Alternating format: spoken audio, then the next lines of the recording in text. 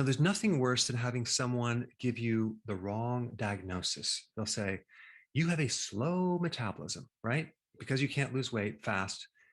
So when you're given this false diagnosis, then you're very susceptible to doing the wrong thing, because then you're going to be focused on trying to find something to boost your metabolism. Well, that doesn't work. In reality, the problem is not a slow metabolism. Let me explain.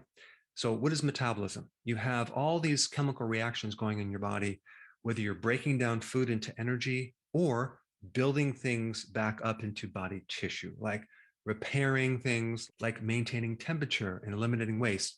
All that is part of metabolism. Some people will tell you to create a negative caloric condition where you're consuming less calories than you're eating, okay? Eat less. And then you need to exercise more. And then after about 6 months of doing this, you haven't really lost a pound. They basically heat up these calories and burn them, okay, in a lab to determine how much energy is in a carbohydrate, fat, and protein. But in the body, in a biological system, things work completely different. You have a lot more complexities going on.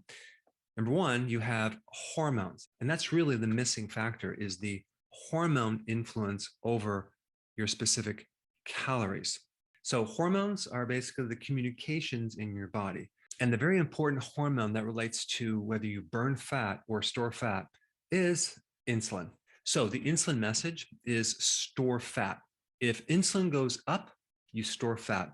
If insulin goes down, it's a different message. It's burn fat. So in reality, if insulin is too high, that is going to mimic a slow metabolism, because as soon as you lower it, you start to burn fat. But if that hormone is just a little too high, not only will you not be able to burn fat, but the body's going to enhance the storage of calories into fat. You see, this video is all about focusing in on the real problem, so then you can have an actual solution to fix it. If we know what triggers insulin and how to inhibit it, then you will know how to lose weight. And you're about to find out why that is so different than thinking you have a slow metabolism and you need to speed up your metabolism. It just actually will make things worse. Whether you're taking like caffeine or energy boosters or certain herbs that stimulate your metabolism, they end up burning out your metabolism. So before I get into the triggers, let me just explain what happens when this hormone insulin goes up. You're going to experience several symptoms, okay? You're going to find that you're hungry more often. You're going to crave carbohydrates. You're going to have frequent urination, especially at night. You're going to have a tendency to have more belly fat. You're going to have fatigue. You're going to have cognitive issues because you're going to have brain fog. You're not going to be able to focus as well. Your mood is going to be affected. You might feel more grouchy. You might have more anxiety, and you're definitely going to have more liver fat. And that's really what's creating a spill off into your abdominal area where you have belly fat. You're also going to notice that your set point, okay, that weight that you just can't get below is going to be really stuck, if not raised.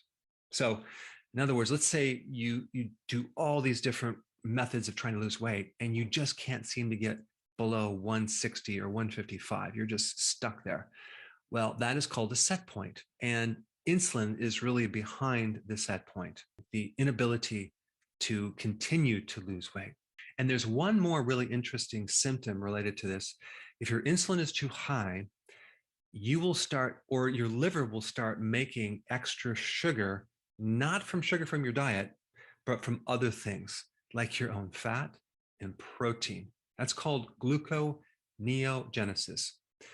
Gluco meaning sugar, neo meaning new, genesis meaning the creation of. And you're making new sugars because of a very interesting situation where your insulin has been chronically high for so long. You develop this other condition called insulin resistance, which means your body has to compensate and make more insulin to create the same effect. So you have certain parts of your body where you're expressing symptoms of too much insulin, yet other parts of your body where you're experiencing too little insulin. And one common thing that you see, especially with diabetics that have insulin resistance, which they always do, is this extra production of sugar from your liver. And you usually see it when a person comes off the sugar and then they have high sugars, especially in the morning. And they're like, where is this coming from? Well, it's coming from this insulin resistance situation. All right, so now let's talk about two different things. We'll talk about what triggers insulin and what inhibits insulin. If you understand both sides of the coin, then you personally can control your own weight. Okay, so what triggers insulin? Well, it's carbs. Okay, carbs and definitely sugar. Okay, what inhibits insulin? Low carbs. That's the ketogenic diet. All right, another big trigger to insulin is frequent eating, okay, like snacking and grazing. There's nothing more powerful to trigger insulin and stop you losing weight than the small snacks through the day, because you're constantly triggering insulin all day long. And it's this chronic, sustained high insulin that puts you in a situation where you're just not going to lose weight no matter what. So that means one of the things that inhibit insulin is fasting, okay? Intermittent fasting. This is why we recommend keto intermittent fasting. And that is so powerful to address what you think might be a slow metabolism. In reality, it's just an insulin problem. Another thing that'll trigger insulin is excessive amounts of protein, especially if it's low fat or no fat protein, as in whey protein powder. That on the insulin index is pretty darn high. Now, of course, that doesn't compare to eating sugar, but it's still a factor that could be a problem. All right, now on the inhibiting side, okay, what will keep insulin low and make insulin more sensitive and less resistance is exercise, specifically resistance training, okay? Working your whole body at a certain volume and certain intensity, that's very, very beneficial for insulin resistance. And there's two other things that will not trigger insulin, okay? One is fiber, natural fiber from things like vegetables. Now, I'm not talking about the fake fibers like Fiber Yum, for example, which is a synthetic fiber, which will definitely increase your insulin. I'm talking about the natural fiber from vegetables, not the fiber from grains, because grains comes with too many carbs, but actual really healthy type natural fiber. And then we have fat, okay? Fat apparently does not trigger insulin. And this is very surprising to people because they've been taught that you need to avoid fat with a slow metabolism. Well, guess what? They didn't really have a slow metabolism in the first place. They had too much insulin. And fat is one of the things that doesn't trigger insulin. Interesting. Now, as far as eating fat goes, as long as you keep your carbs low, you're going to be totally fine. That's why the ketogenic diet is a good percentage of fat, because we keep our carbs really, really low and we keep moderate amount of protein. All right, another trigger for this insulin is stress, okay? When the stress goes up, the cortisol goes up. Another name for cortisol is glucocorticoids, because it's a hormone that also controls glucose to a certain degree, and it'll turn your proteins, even your body tissue, into glucose.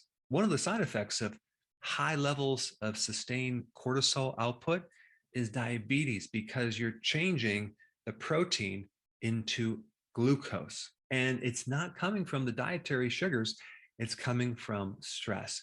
So stress can make you fat, but it ultimately comes back to the insulin, because the cortisol is raising the insulin. It's not the cortisol directly, it's an indirect effect.